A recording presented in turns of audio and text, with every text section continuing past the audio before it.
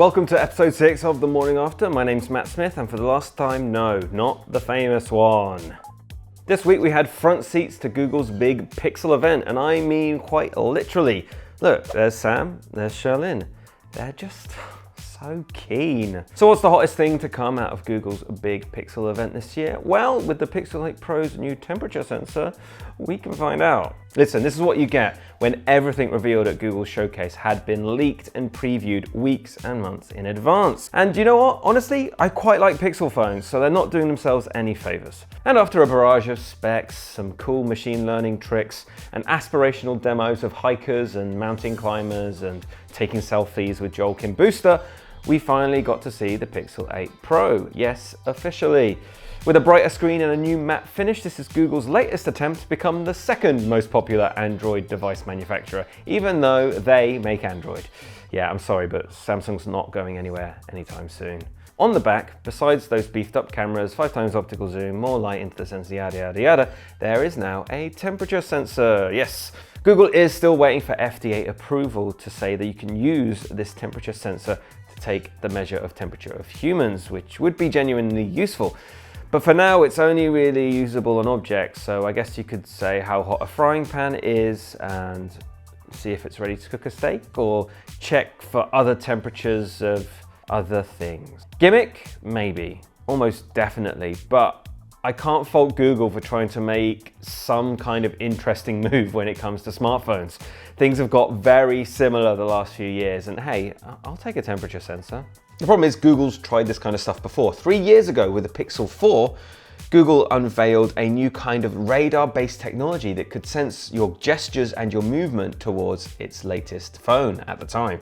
It only lasted a single iteration of Pixel devices, however. According to execs, the Soli radar was quite expensive to make and embed in a phone, while fingerprint readers were cheaper. And to be honest, the radar system really just didn't do that much. I'm not sure this temperature sensor will make it into the Pixel 9 Pro, but listen, I didn't say flash in the pan during this whole segment. You're welcome. A Florida-based company that you probably haven't heard of is suing Elon Musk's X, formerly Twitter, over its new name. X Social Media says it has offered social media and advertising assistance to legal companies since 2016. And while its logo looks vastly different to the X that has replaced Twitter, it says it uses the X part of its name in a lot of its advertising and messaging. Now they're asking for damages equivalent to 3 times the losses they've suffered. The interesting little twist on all this is that the law firm representing the plaintiff in this case also employs trademark attorney Josh Groban. When Twitter changed its name to X, Gerben told Reuters that there was a 100% chance that Twitter/X would be litigated against and sued by either opportunistic or legitimate plaintiffs. Now, which one is it? NASA's first crewed mission to the moon since 1972 is going to be quite the show. The company that NASA has hired, Axiom Space, has announced it's going to be working with Prada on next generation spacesuits. Yes, Prada, the internationally acclaimed fashion label, probably best known for its LG smartphone collaboration, right? Hi, it's Matt at Engadget. Today we're taking a look at the LG Prada phone. To have those hands, 11-year younger hands. Axiom Space's CEO says that Prada will bring much needed expertise when it comes to the human factors within wearing a spacesuit. These are apparently considerations that were lacking in the first generation of NASA spacesuits. Prada, for its part, says it can draw on decades of experience kitting out its own sailing team.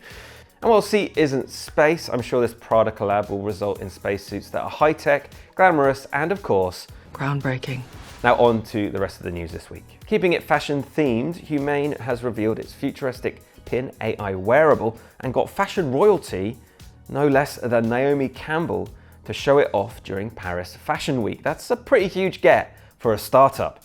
The AI pin will apparently combine AI know-how with a microprojector that will replace your smartphone screen. At least that's the pitch. You're right to remain skeptical, and apparently we'll hear more about this device next month in November. Another part of Google's big event, but this time skewed towards its wearables, it's announced a new Fitbit Labs feature that will analyze your fitness capabilities and be disappointed in you. The feature will come to Google's wearables soon across Fitbit families and Google's Pixel watches, and it will factor in sleep data as well as recovery times and prior performance to give you what we've always wanted, AI-powered excuses for why you suck. Can't wait. Tom Hanks has shared a warning on his Instagram about an ad that seems to use his likeness through AI deepfake technology, all to advertise dental plans that apparently he has nothing to do with. Hanks has been outspoken about the challenges AI pose to the movie and television industry, especially the use of digital likenesses without their actors' permission. Unfortunately, the ad hasn't surfaced online, or at least I haven't been able to find it yet. But surely it's less scary and more realistic than CGI Tom Hanks from Polar Express. And this is after the morning after. Thanks once again for watching. If you're looking to check out all that new Google hardware, we have first impressions from pretty much everything over elsewhere on the Engadget channel. I think we put them here, we put them somewhere on here so you can click through. Make sure to check those out, and thanks again for watching. I'll be back next Saturday morning.